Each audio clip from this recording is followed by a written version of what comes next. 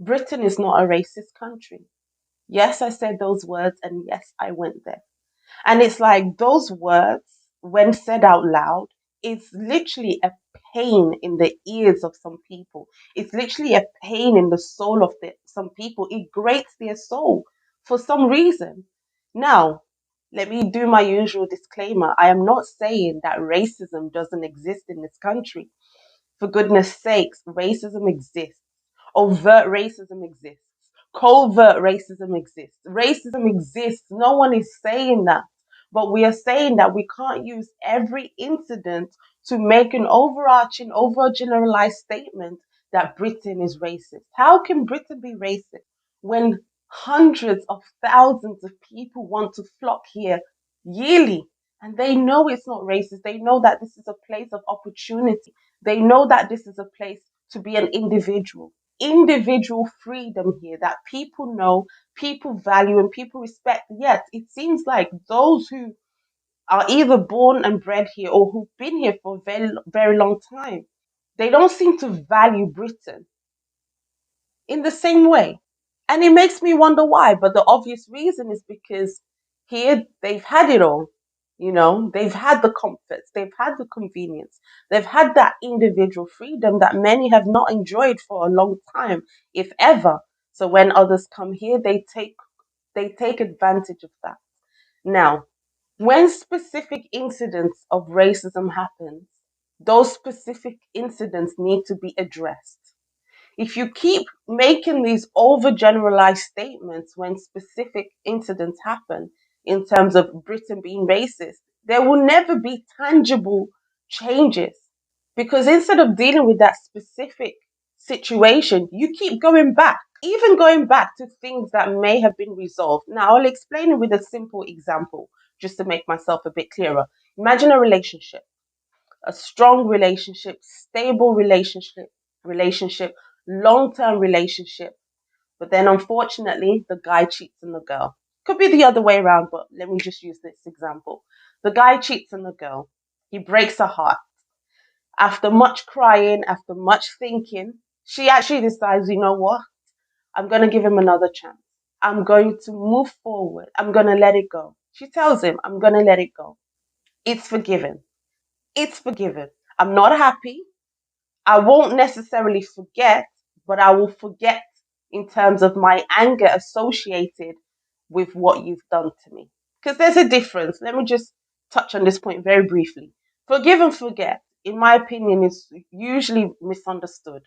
Forgive and forget. When you forget, right, it doesn't mean forgetting what that person did to you. It means letting go of any pain, any hurt, any anger, any resentment associated to what they did to you. Okay. And that's why I want to clarify that, because that's what stops many people forgiving. That's what makes them hesitant, because they feel that forgetting means that they give the other person a pass. And that's not necessarily the case. If you watch my previous videos, when I spoke about racism and forgiveness, we made that very clear. Forgiveness is for you. It's not for the other person. It's to heal you. It's to help you.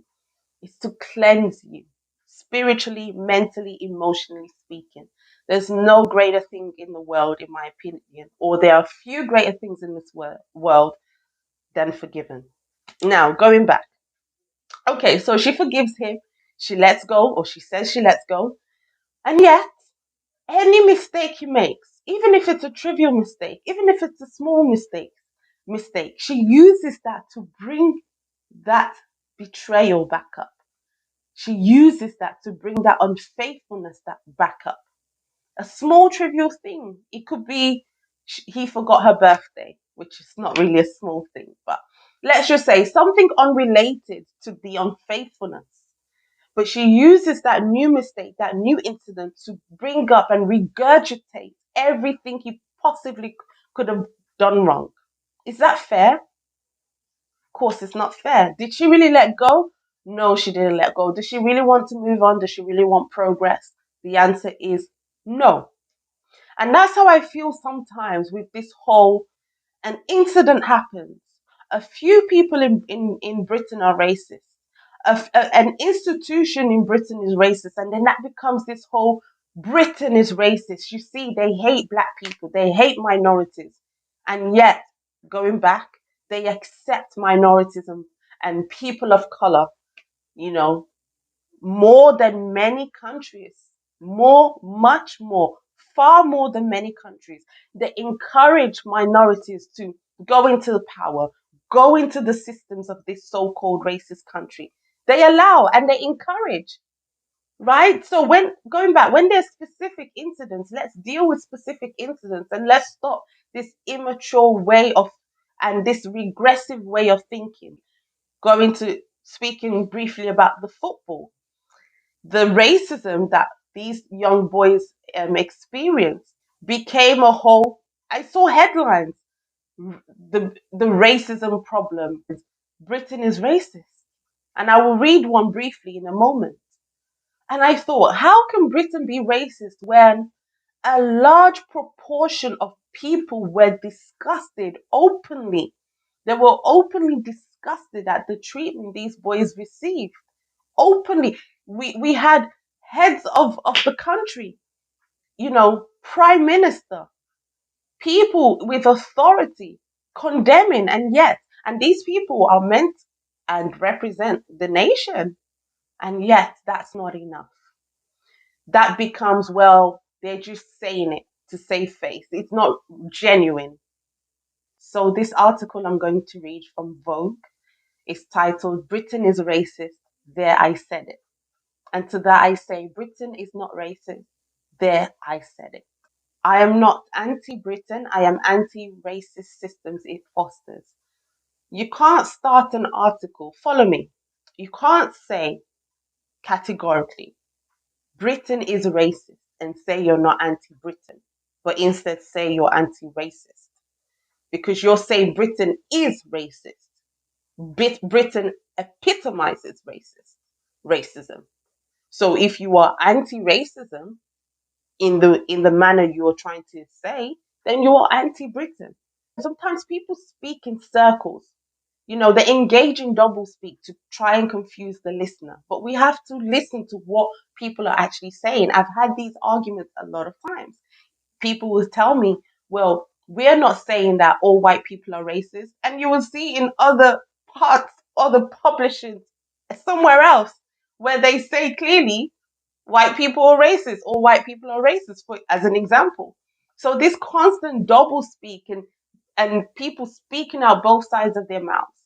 That's why I say people have to really listen to what they are intending to say, not just what they are saying. Now, the writer linked, they mentioned that how can you say Britain is not racist when the government dismissed football players taking the knee? You can't mix the two.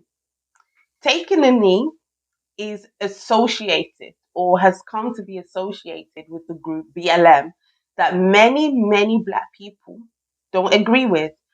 Apart from that, if one wants to argue that it has nothing to do with BLM and it's actually just a separate, sentiment, many black people, many people of color don't agree with taking the knee either, because they feel two things. One, politics shouldn't be in sports, shouldn't be anywhere else, really, even though nowadays that's inescapable because politics is in everything.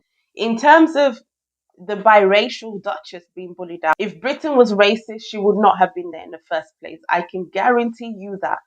Try and go into other monarchies. Let me see another monarchy in this world and let's see if we can. Let me give an example. Japan has a monarchy. Would she have been accepted in that monarchy? The Kingdom of Jordan has a monarchy. Would she have been accepted in that monarchy? The Principality of Liechtenstein has a monarchical system. Would she have been accepted? What about even Sweden? Let's stay in Europe. Would she have been accepted, do you think? No. So that's why I say that Britain is not a racist country. And people hate that, especially when someone who is black says it. And in my next video, I'm going to explore with you how they treat us, those who are confident to look in their eyes and say that Britain is not racist. So if you have any thoughts, any comments, leave them in the section below. Like, share, subscribe. If you want to support this channel, support my voice, the links are below. Take it easy. Stay blessed.